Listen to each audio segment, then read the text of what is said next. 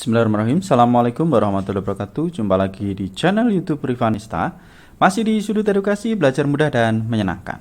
Bagaimana kabar adik-adik sekalian, khususnya siswa-siswi kelas 4? Semoga hari ini kita semua dalam keadaan sehat ya.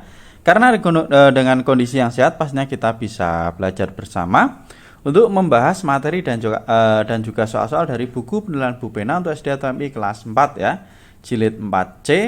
Tema 6, cita-citaku, subtema 1, aku dan cita-citaku. Dan kesempatan kali ini akan kita bahas untuk materi di pembelajaran 4 ya. Di halaman 15 ya. Ini dimulai dari muatan PPKN KD 3.3. Menjelaskan keragaman fisik, ras, dan suku bangsa ya. Jadi selain di rumah ya, keragaman karakter itu juga bisa kita rasakan atau kita lihat di sekolah ya. Misalnya ya, anak-anak sekalian dengan teman sekelasnya ya, mungkin cita-citanya berbeda ya. Ada yang bercita-cita ingin menjadi dokter, mungkin cita-cita menjadi polisi ya. Ini seperti Dedi dan Jonas, ini juga cita-citanya berbeda ya. Nah, selain itu mungkin juga ada perbedaan suku bangsa. Nah, dengan perbedaan suku bangsa mungkin juga memiliki ciri fisik yang berbeda adik-adik sekalian ya, termasuk mungkin rambut, ada yang rambutnya lurus, ada yang rambutnya keriting. Tetapi walaupun berbeda ya, kita harus tetap berteman dengan baik ya, dan kita harus saling mendukung cita-cita tersebut. Dengan cara apa? Dengan cara saling menghargai. Oke, adik-adik sekalian, kita langsung ke ayo berlatih. Ya, di sini ada 4 buah soal. Nomor 1, berasal dari suku apakah teman di sebelahmu? Nah, mungkin adik-adik bisa ditanyakan ya, mungkin kalau sama juga tidak apa-apa ya. Misalnya dari suku Jawa atau suku Sunda. Nah, pertanyaan yang kedua, apakah cita-citamu berbeda dengan teman-teman sekelasmu? Bagaimana sikapmu terhadap perbedaan tersebut? Nah, mungkin cita-cita adik-adik sekalian berbeda ya. Nah, bagaimana cara menyikapinya? Nah, di sini untuk soal nomor 1 dan nomor 2 sudah saya tuliskan ya. Jadi nomor 1 tadi misalnya berasal dari suku apakah temanmu? Misalnya dari suku Jawa ya. Kemudian untuk yang pertanyaan yang kedua, apakah cita-citamu berbeda dengan teman-teman sekelasmu? Bagaimana sikapmu terhadap perbedaan tersebut? Nah, ini jawabannya ya, berbeda, dan saya harus menghargai perbedaan cita-cita tersebut ya. Dan saling mendukung tentunya ya. Kita lanjut ke soal nomor 3. Bagaimana sikap yang baik agar kerukunan dapat tercipta di sekolah? Nah, sikap yang baik itu seperti apa ini adik-adik sekalian ya? Sikap yang baik agar kerukunan dapat tercipta di sekolah adalah dengan menghargai setiap perbedaan, tidak saling mengejek, dan mau berteman. Lanjut ke soal nomor 4. Dalam meraih cita-cita, kamu harus belajar dengan giat. Misalnya ada pelajaran yang tidak kamu mengerti seperti yang dialami Jonas. Dia masih belum mengerti beberapa bagian materi pelajaran matematika. Pertanyaan yang A, apa yang sebaiknya dilakukan Jonas? Jadi Jonas tadi kurang mengerti untuk pelajaran matematika ya. Kemudian yang B, Dedi pandai dalam pelajaran matematika. Bagaimana sebaiknya sikap Dedi kepada Jonas? Nah, ini untuk yang nomor 2 ya. Jadi nomor 4. Dalam meraih cita-cita, kamu harus belajar. Nah, dalam proses belajar mungkin saja terjadi kendala atau masalah. Misalnya, ada pelajaran yang tidak kamu mengerti ya. Nah, seperti Jonas tadi ya. Misalnya Jonas belum mengerti pelajaran matematika tadi ya, di situ belum mengerti pelajaran matematika. Nah, maka yang A sebaiknya yang dilakukan Jonas apa? Nah, ini. Hal yang sebaiknya dilakukan Jonas adalah belajar dengan lebih giat dan berani bertanya kepada guru. Ya, jadi belajar giat dan berani bertanya kepada guru dan teman ya, untuk mengajarkan materi yang belum paham. Kemudian yang B, tadi Dedi pandai pelajaran matematika. Nah, sebaiknya sikap Dedi kepada Jonas bagaimana? Nah, Dedi pandai dalam pelajaran matematika, maka sebaiknya sikap Dedi kepada Jonas adalah mengajarkan Jonas ya, mengajarkan tentang pelajaran matematika, apa saja yang belum bisa dikerjakan oleh Jonas ya, dikasih tahu cara mengerjakannya seperti apa. Itu adik-adik sekalian untuk muatan pelajaran PPKN. Sekarang kita ke halaman berikutnya 16. Di sini ada muatan bahasa Indonesia ya. Menjelaskan makna yang terkandung dalam puisi. Nah, untuk menjelaskan makna puisi ya, kita harus mengetahui ya hal-hal apa saja yang perlu diperhatikan saat kita mau menjelaskan makna puisi atau memaknai puisi. Nah, yang pertama kita harus membaca puisi tersebut dengan seksama ya. Dengan cara apa? Kita baca berulang-ulang untuk mengetahui tema dari puisi tersebut. Setelah itu, nah baca setiap baris dalam bait puisi dengan cermat. Catat hal pokok yang disampaikan dalam puisi, dapat berupa orang, benda ataupun tempat. Nah, catat juga peristiwa yang terjadi dalam setiap baris pada bait puisi. Nah, setelah mencatat pokok isi puisi, kamu dapat menyusun catatan tersebut ke dalam sebuah tulisan dengan bahasamu sendiri lah itu tadi ya. Jadi, kita catat hal-hal yang penting yang di dalam puisi tersebut ya, yang mewakili isi puisi itu tentang apa.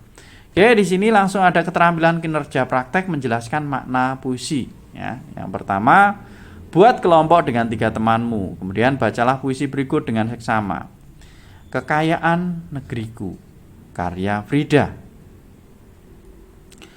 Negeri amat luas dan indah tak terkira. Ribuan pulau ada di dalamnya. Alam pun kaya karenanya. Begitu pula budayanya. Indonesia. Itulah nama negeri tercinta. Negeri yang amat kaya. Kaya wilayah, suku bangsa, budaya, dan bahasa. Kami sebagai rakyatnya memang berbeda. Beda asal dan budaya, tapi kami tidak kecewa. Karena kami tetap orang Indonesia. Oke, pertanyaan selanjutnya ya ini untuk nomor 3, catat makna setiap bait puisi tersebut.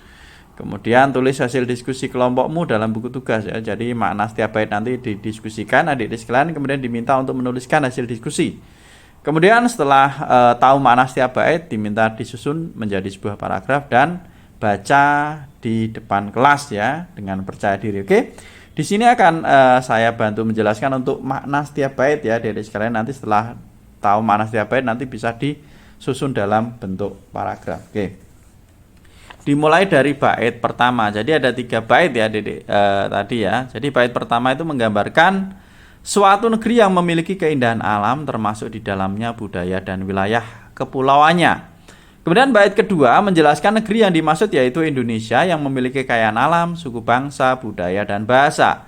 Kemudian untuk bait yang ketiga menunjukkan kebanggaan menjadi rakyat Indonesia yang memiliki banyak perbedaan suku bangsa dan budaya. Itu ya dari penjelasan makna tiap bait puisi ya, mulai dari bait 1 sampai dengan bait 3. Selanjutnya kita ke muatan IPS menjelaskan sumber daya alam yang tidak dapat diperbarui ya. Jadi kemarin sudah dibahas ya sumber daya alam yang jenis-jenis sumber daya alam ya berdasarkan ketersediaannya ya dikelompokkan menjadi 2 yaitu yang dapat diperbarui dan tidak dapat diperbarui. Nah, di sini dijelaskan tentang sumber daya alam yang tidak dapat diperbarui ya. Jadi sumber daya alam yang tidak dapat diperbarui merupakan sumber daya alam yang dapat habis jika digunakan terus-menerus ya.